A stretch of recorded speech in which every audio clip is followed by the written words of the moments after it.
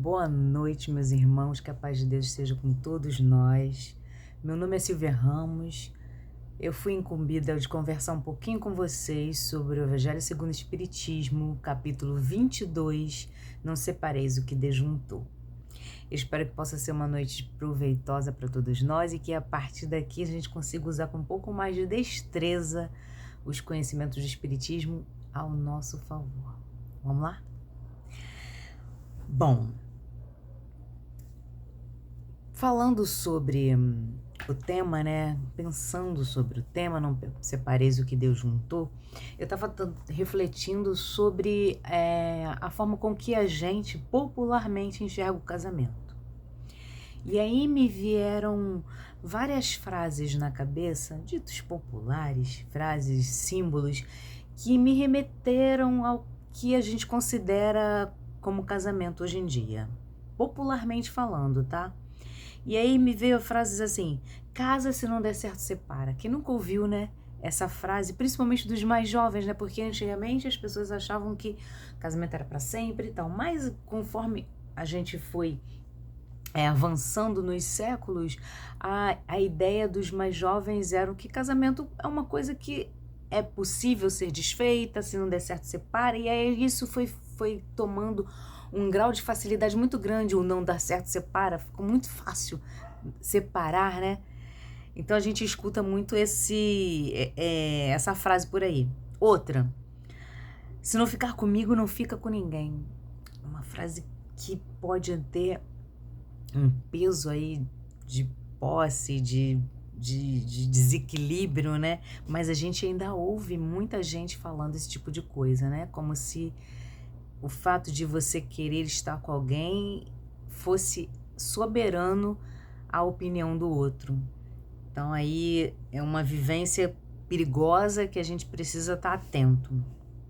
Se a gente repete esse tipo de coisa, né? A gente precisa estar mais atento ainda. Outra: a mulher deve ser fiel ao homem. Eu botei que a mulher deve ser fiel ao homem porque a gente até hoje ainda vê muito isso sendo utilizado como uma regra, né? Quando o homem não é fiel à mulher, isso é de certa forma um pouco mais tolerável e até ainda visto como algo natural do que o contrário, né? Quando a mulher não é fiel ao homem, né? Há séculos atrás a gente considerava, tinha inclusive leis, né, que permitiam que o homem lavasse com sangue a sua honra. E nos tempos de hoje a gente ainda vê essas atitudes e os feminicídios continuam em grande escala na nossa população, né? Porque exatamente esse conceito de fidelidade do homem e da mulher são muito diferentes. Outra frase é: eu não casei para separar, casamento para mim é para sempre. Foi inclusive o que eu falei no início, né? Porque a gente escutava muito das avós, né?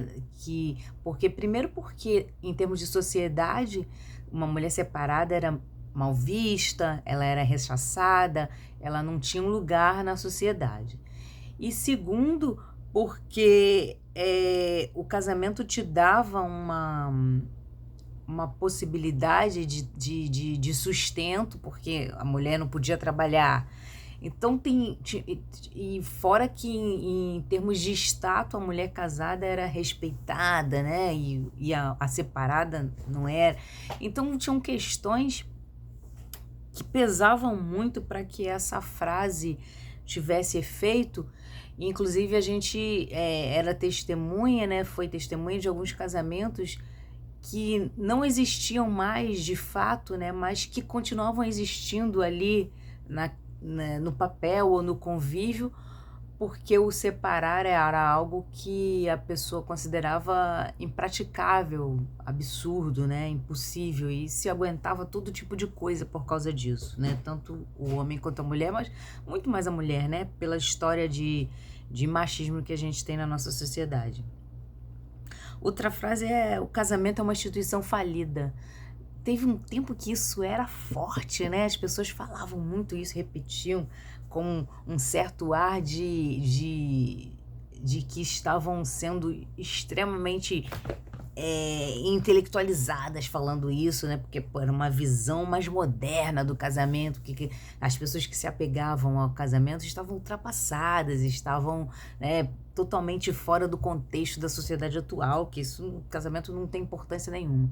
E aí eu digo isso em relação ao casamento religioso, ao casamento civil, e não necessariamente as uniões, né, que simplesmente se dão porque as pessoas resolveram morar juntas, mas as pessoas consideravam em alguns momentos que assinar os papéis, que fazer esse tipo de ritual era completamente desnecessário e que estar junto era algo fadado ao fracasso. Inclusive, a próxima frase que fala o seguinte: casamento é como submarino, é feito para afundar. Casamento é feito para afundar. Muito se ouve dizer, né, que o fato de você casar com alguém e se propor a viver esse tipo de união, né, monogâmica, estável, dentro da mesma casa, envoltos pela rotina, que isso é algo que é impossível de dar certo para qualquer pessoa. E se sustentava isso, né, como algo que, se você casa com alguém, está fadado ao fracasso. A união está fadada ao fracasso.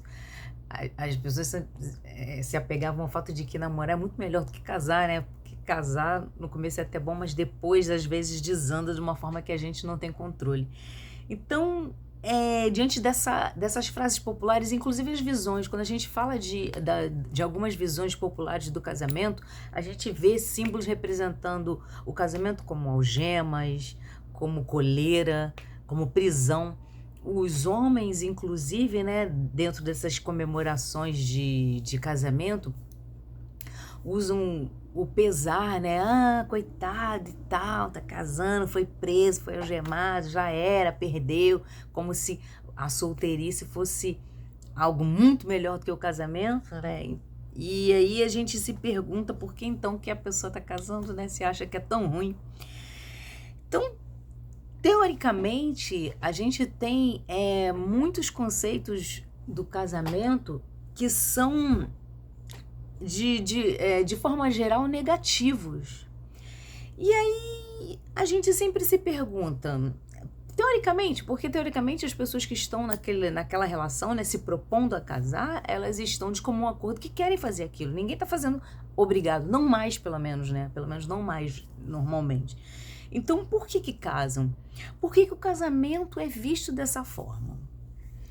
E a verdade é que, se a gente for voltar um pouquinho no tempo, não precisa nem ser muito, a gente vai enxergar que o casamento durante muito tempo foi utilizado com funções bem diferentes do que ele realmente é destinado para ser. Por exemplo, o casamento já foi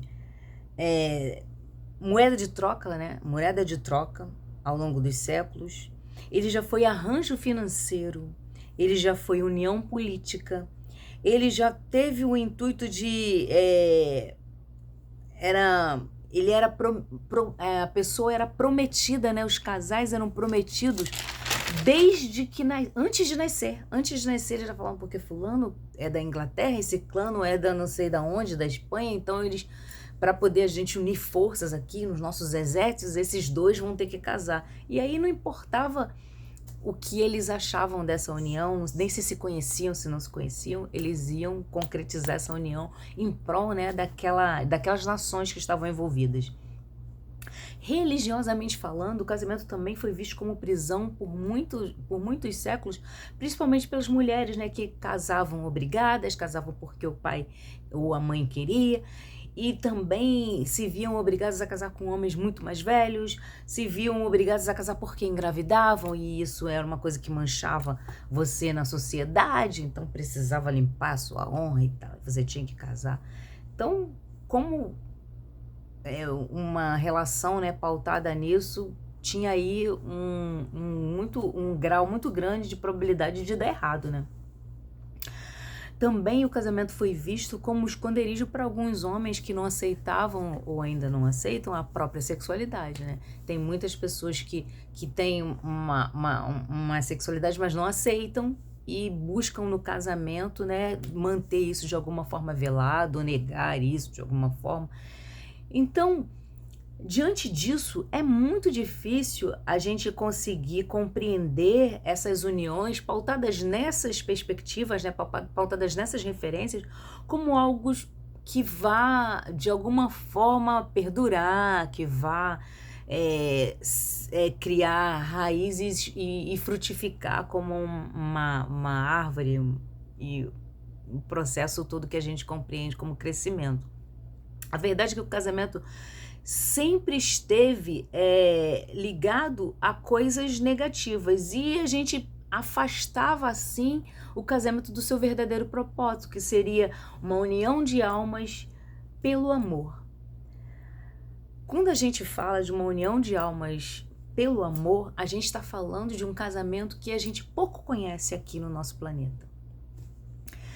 Se o casamento tem esse viés negativo, aí mais ainda eu me perguntei por que é que Jesus utilizaria essa frase, né? Que o que Deus uniu, o homem não separe. Por que ele utilizaria essa frase?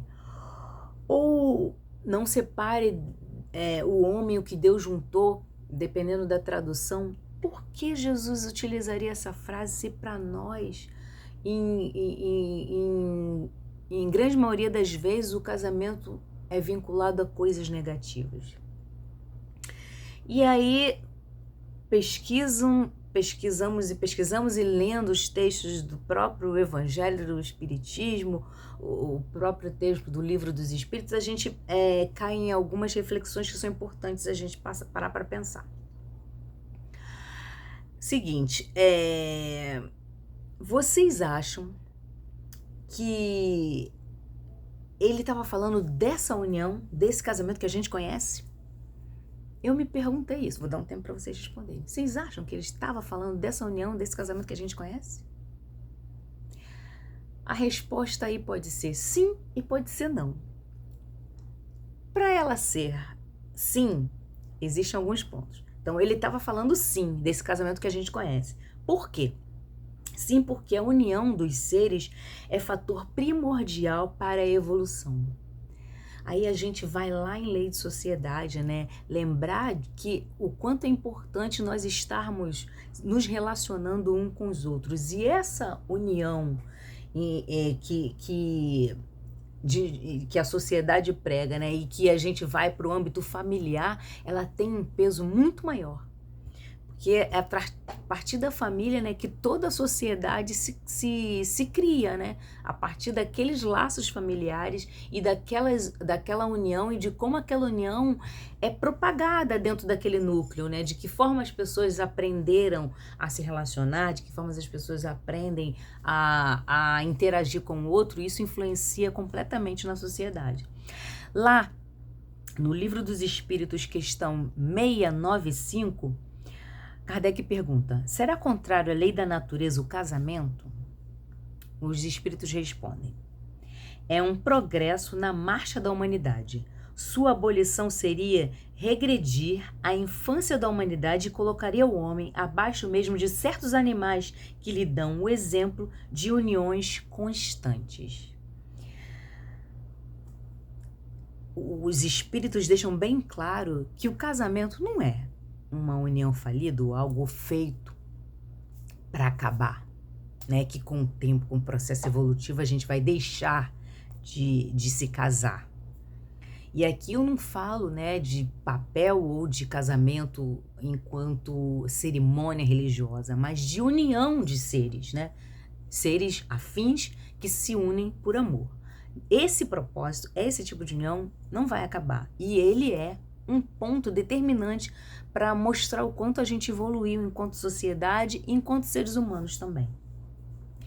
Quando ele fala de poligamia, né, que é o casamento de várias pessoas ao mesmo tempo, né, às vezes é um homem com mais de uma mulher, ou uma mulher com mais de um homem, e tanto faz,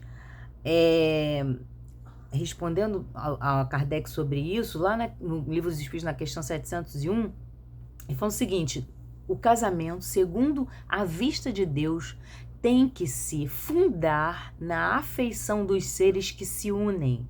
Então, tá categórica a resposta, né? tem que se fundar na união dos seres que se unem, na afeição dos seres que se unem. Se não existe afeição, se todos os motivos que fazem com que as pessoas se unam são todos diferentes do amor e da afeição, esse casamento, segundo aos olhos de Deus, não tem o mesmo peso, não tem o mesmo valor. Lá na pergunta 774, os espíritos falam o seguinte, tem um trecho, né, dessa resposta que fala o seguinte: há no homem alguma coisa mais além das necessidades físicas, a necessidade de progredir. Os laços sociais são necessários ao progresso e os de família mais apertados tornam os primeiros. Eis porque os segundos constituem uma lei da natureza, que quis que Deus, por essa forma, os homens aprendessem a amar-se como irmãos. Então, essa união, ela é fundamental para o progresso, não sou eu que estou dizendo, são os espíritos, né? Através aqui das perguntas muito bem elaboradas por Kardec. Então, a gente percebe que o casamento a qual Jesus estava se referindo é sim aí o casamento que a gente conhece, de alguma forma, né? Se a gente tirar aí todo o peso material, a gente ainda encontra resquícios do que Jesus quis dizer com a importância dessa união.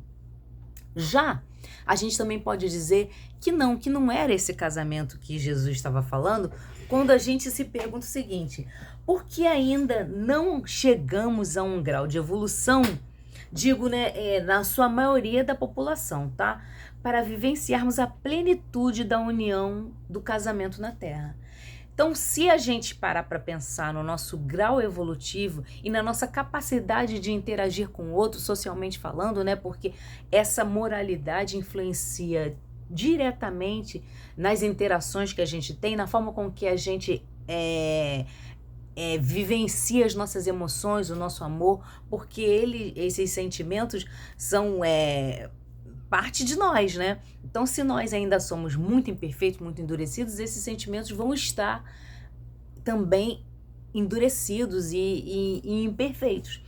Então, pensando nesse aspecto, né? Pensando no quanto o casamento há de ser uma coisa muito elevada, a gente ainda não consegue vivenciar ele na sua plenitude.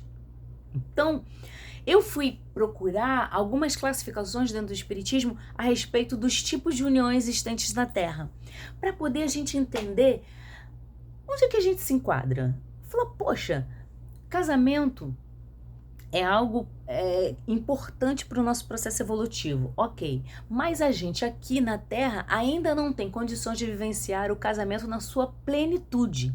Mas a gente tem condições de vivenciar algum tipo de união, porque nós estamos aí, ó, todos unidos de alguma forma, né? Então, qual é o tipo de união que a gente vivencia? Aonde que tem esse tipo de classificação? Alguém já conversou sobre isso dentro do Espiritismo? E eu achei duas classificações interessantes. A primeira foi de André Luiz, lá no livro Nosso Lar. E a segunda foi de Martim Peralta, lá no Estudando a Mediunidade. O André Luiz subdivide os tipos de casamento existentes na Terra como 4 tipos: o por amor, o por fraternidade, o por provação e por dever. Já Martim Peralta, eu achei que ele é mais didático, então eu vou preferir esmiuçar um pouco mais a classificação dele, para que a gente consiga ter uma riqueza de detalhes que faz com que a gente consiga se enxergar um pouco nesses casamentos, né? E entender onde que a gente está nesse negócio todo. Então, o Martim subdivide em 5 tipos distintos de casamento: os afins, os transcendentais, os provacionais, os sacrificiais e os acidentais. Vamos aqui às definições. Casamentos afins são aqueles formados por parceiros simpáticos afins, onde há uma verdadeira afeição de alma. Geralmente, eles sobrevivem à morte do corpo e mantêm-se em encarnações diversas. Isso é pouco comum na Terra. É o que a gente ouve falar aí figurativamente sobre as almas gêmeas, né? Ah, encontrei minha alma gêmea. As almas gêmeas vão continuar reencarnando e se encontrando nas outras existências. Bom, para que a gente mantenha um vínculo real com um determinado espírito, a gente precisa ter resolvido as questões que nos fizeram estar juntos enquanto resgate, né? Porque toda união aqui na Terra tem um quê de resgate, de resolução. E também resolvidas as questões com outros espíritos, porque a gente tem que lembrar que nós estamos numa teia, né? A gente pode ser o centro dessa teia, né? A gente começa todo o processo, mas a gente está interligado com vários outros espíritos que a gente precisa resolver questões, e questões muitas vezes extremamente complexas. Então a gente não tem condições, nesse momento em que a gente está, né? De tanta inferioridade moral, de tantas questões a serem resolvidas, a gente fica vinculado com um só espírito, porque a gente precisa resolver questões com vários outros, e aí a gente volta em outras existências em papéis diferentes, né, que nos possibilita estar mais próximo de um, mais próximo de outro. Então, enquanto espíritos ainda um pouco atrasados nesse processo evolutivo, é difícil para a gente estar vinculada a um espírito só. Então, por isso essas uniões não são tão comuns aqui na Terra. As uniões transcendentais são casamentos afins entre almas enobrecidas que juntas vão dedicar-se à obra de grande valor para a humanidade. A gente sabe de muitos casamentos, né, que constituíram uma união de forças para conquistas grandes da humanidade, mas eu diria que Kardec e Amélie Baudet, né, com certeza, para a gente que é espírita, né, é um casamento que trouxe aí grandes contribuições para nós enquanto espíritas e enquanto humanidade, porque ela foi de grande valia para auxiliar na estruturação de todo o processo, né, do Pentateuco. Aí vemos as uniões provacionais. Bom, são uniões entre almas mutuamente comprometidas, que estão juntas para pacificarem as consciências ante erros graves perpetrados no passado e simultaneamente desenvolverem os valores da paciência, da tolerância e da resignação. É o tipo de casamento mais comum existente no planeta Terra. E lendo essa descrição, né, que são seres que se unem mutuamente para desenvolver os valores como paciência, tolerância e resignação, eu achei a descrição tão bela. Nem sempre corresponde ao que a gente vivencia enquanto casamento, né? Porque vivenciar a tolerância, a paciência e a resignação é pesadinho, né? É difícil, né? Porque quando a gente tá ali no exercício da paciência, parece tão complexo, tão denso, tão pesado. Mas, parando para pensar também que a gente dá, né, um peso para essas questões do dia a dia, para os conflitos diários, para os queixumes, para essas questões dos relacionamentos, que são questões comuns de quem convive, né? Que a convivência propaga, que a rotina propaga. Às vezes a gente percebe que a gente dá um peso maior do que isso deveria ter, né? Eu percebo muito isso quando a gente escuta relatos de pessoas que vivenciaram uma relação relativamente turbulenta, mas dentro dos graus da normalidade, com os seus cônjuges, né? Brigavam bastante, discutiam bastante, mas nada em termos de desequilíbrio. Mas é porque a gente tem uma mania de querer impor a nossa forma de viver para o outro, né? Achar que o nosso jeito de enxergar o mundo é o jeito certo e compreender que se ele mudasse o jeito dele enxergar o mundo, nós conseguiríamos viver bem, né? Não entendendo que na lei de sociedade a gente precisa agregar conhecimento, né? A gente precisa aprender o que o outro tem para nos ensinar, não impor o nosso comportamento ao outro, né? E a gente escuta muito nessas uniões que a pessoa tem uma união assim, às vezes, né, relativamente difícil, que quando aquelas pessoas que passaram 30 anos, 40 anos juntas e aquele cônjuge parte, fala que sente muita falta e que se arrepende de muitas vezes ter brigado e ter criado situações de conflito por coisas pequenas, por coisas corriqueiras do dia a dia, que dá para você relevar, que dá para você conviver, que você pode muito bem superar com um suspirozinho, né? Sabendo que você está ali exercitando sua paciência, sua tolerância, sua resignação. Então, os casamentos mais comuns na Terra, eles nos parecem mais penosos à medida que a gente pretende modificar a conduta do outro para que ele se adeque ao que a gente considera como bom, como certo, como, né, valioso. E para a gente parar para pensar que ninguém aqui tem a posse da verdade, facilita um pouco, né, essas uniões. Bom, outro tipo de casamento seria os casamentos sacrificiais. São aqueles que se caracterizam por uma grande diferença evolutiva entre os cônjuges, um espírito de mais alta envergadura que aceita o consórcio com um outro menos adiantado para ajudá-lo em seu progresso espiritual. A gente já escutou, principalmente nos livros espíritas, relatos de espíritos que voltaram, né, com cônjuges que eram espíritos que estavam inferiores na sua categoria moral, mas que ele tinha ali um carinho muito grande, um olhar fraterno em relação àqueles defeitos e aqueles comportamentos ainda equivocados, que é um amor tão grande que superava, né, esse tipo de coisa e aceitava conscientemente, espontaneamente retornar com aquele espírito para poder auxiliá-lo. A gente, enquanto aqui espíritos completamente perdidos na vida, às vezes a gente acha, né, que a gente é mais evoluído do que o nosso marido, é mais evoluído do que a nossa esposa, e que a gente que está ensinando para ele que a gente é espírita, né, a gente tem um conhecimento aí um pouco mais amplo da vida, então por isso a gente tem condições de auxiliar esse espírito nessa jornada. Olha, quem somos nós, né?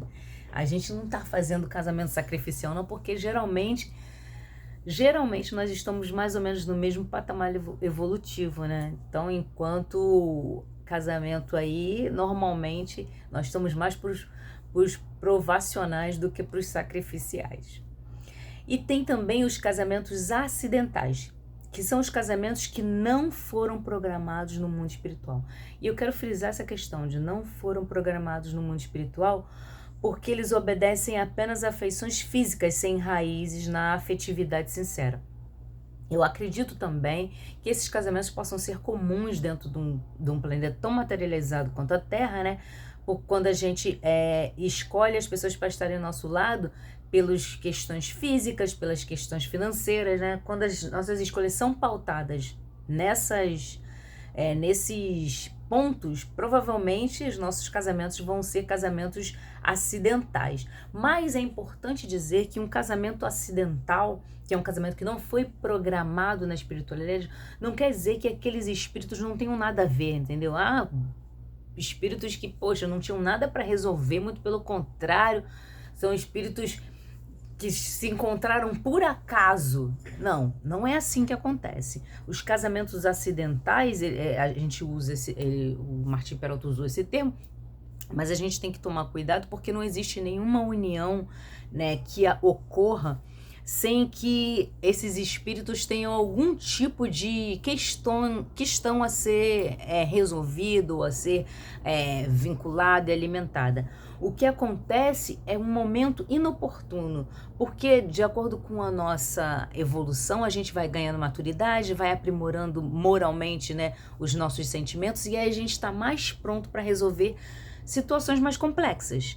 Então, situações muito complexas não são nos oferecidas enquanto programação espiritual quando a gente não está pronto. Então, por isso, os casamentos acidentais acontecem por outros tipos de atração, que não seja as atrações propiciadas pelo amor sincero, pelas vinculações reais que tem que ser pautado todo casamento segundo o olhar de Jesus, segundo o olhar do Espiritismo. Então, essas pessoas vão estar vinculadas, sim, de alguma forma, elas têm questões a serem resolvidas, elas têm laços que as unem, mas não era o momento adequado para que essa união acontecesse, por uma questão de maturidade espiritual de cada um mesmo, e por isso elas às vezes são extremamente turbulentas e em alguns casos são levadas a um ponto, né, de desequilíbrio tal entre os espíritos, a ponto de agressão e por aí vai. Então a gente tem que estar muito atento e tem que ter muito tato quando a gente se relaciona com as pessoas de forma fortuita, né? Ah, conheceu, ficou, namorou, beijou, ah, que ótimo. E aí, às vezes, a gente se vincula a espíritos que a gente não estava pronto para encarar aquele desafio naquele momento, né? Então, Jesus frisou essa importância das uniões baseadas na afeição sincera em vários pontos dentro de todos os momentos em que ele teve presente com a gente. E o Espiritismo vem trazer isso e ratificar essa importância. Eu separei algumas partes. Uma diz o seguinte: serão dois numa só carne, e não separar o homem o que Deus juntou. Essas frases devem ser entendidas segundo a lei imutável de Deus e não segundo a lei instável dos homens. A não ser que o proceda de Deus, nada é imutável no mundo. Tudo e que procede do homem é sujeito à mudança. As leis da natureza são as mesmas em todos os tempos e em todos os países. As leis humanas, porém, modificam-se segundo os tempos, os lugares e os desenvolvimentos intelectuais. Por isso, podemos observar que nossa visão sobre o casamento sofre algumas alterações, né, por termos conceitos espíritas como base moral, que não permitem que nos permitem, saber que nossas relações não começam e nem necessariamente terminam aqui.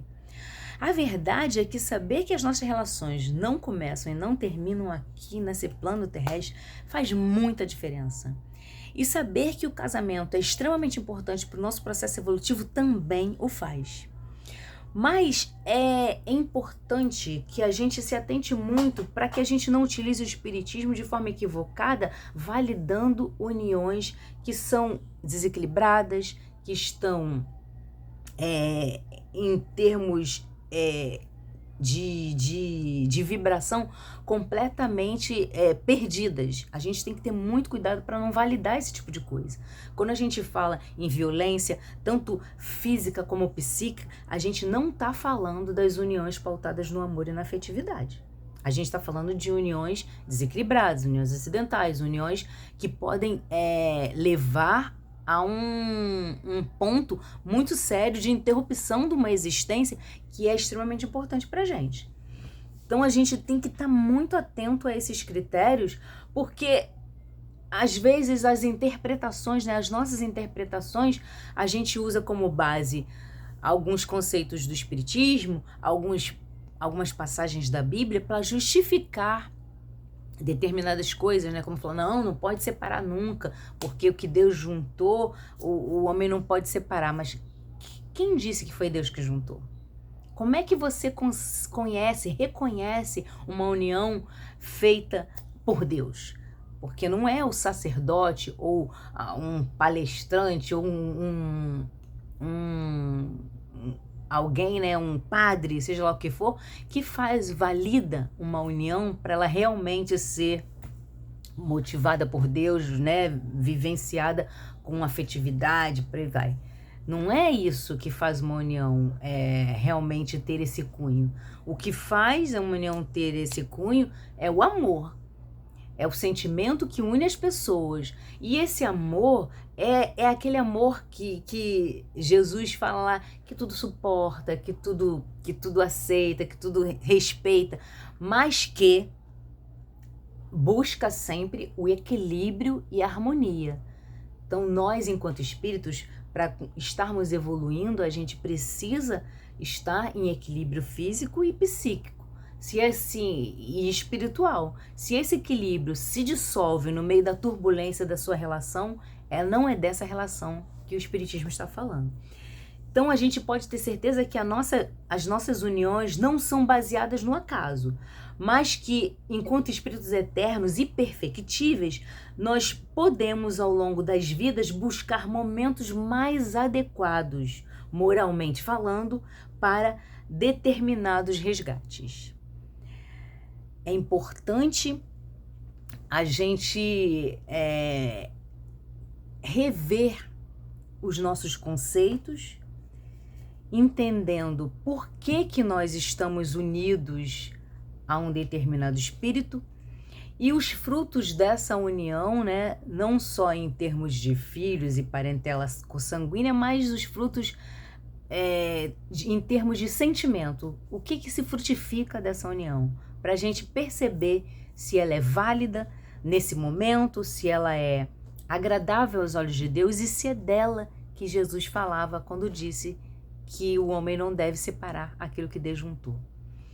Que essa nossa reflexão possa clarear a nossa mente, né, em relação ao que a gente considera como casamento, ao que a gente considera como pontos fundamentais para a gente buscar alguém para viver a nossa vida como um todo. Porque eu estava me lembrando aqui que eu tenho uma conhecida que disse que a filha dela falou que não casaria, inclusive ela é evangélica, falou que ela não casaria com um homem que fosse mais baixo, com um homem que fosse de um tom de pele diferente, de um homem que fosse... E aí enumerou uma vasta quantidade de coisas, todas ligadas ao lado material, ao lado físico da pessoa.